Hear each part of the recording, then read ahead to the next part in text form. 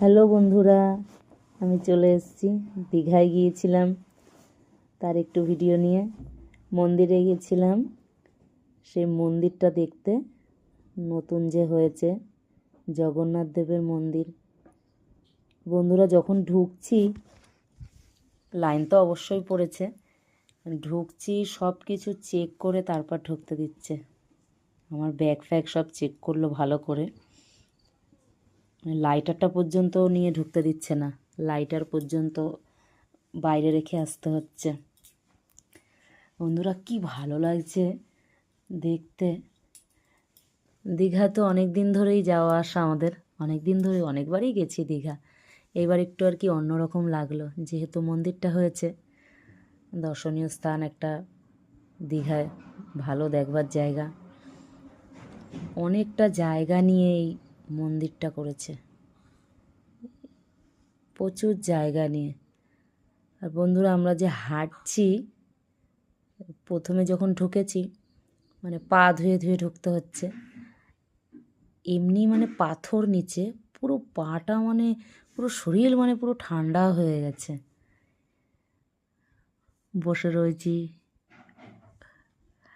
খুব মজা হচ্ছে, আনন্দ হচ্ছে খুব। বসতে দিচ্ছে না, ওটো ওটো ওটো খালি বল।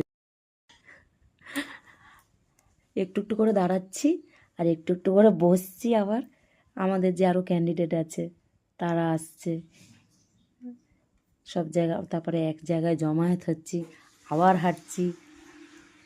সবাই না আসলে তো আর যাওয়া যায় না। কত ভালো লাগছে দেখতে, খুব সুন্দর কাজ করেছে মন্দিরটায়, দারুণ লাগছে। বন্ধুরা, মন্দিরটা ইটের না, পাথর দিয়ে করেছে। ক্লান্তও হয়ে গেছি। এখানে এসে একটু লাইন দিলাম, আবার প্রসাদ দিচ্ছিল, গজা প্রসাদ, বেশ গরম গরম প্রসাদটা দিল, পুরো ভেজে গরম গরম প্রসাদ একদম। বন্ধুরা, হাঁটছি যে খুব ঠান্ডা লাগছে, গরমে গেছি কিন্তু ঠান্ডা লাগছে।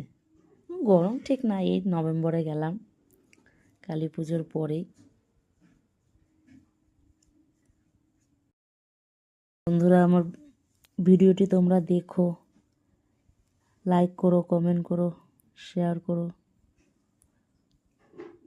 সাবস্ক্রাইব করতে ভুলো না কিন্তু।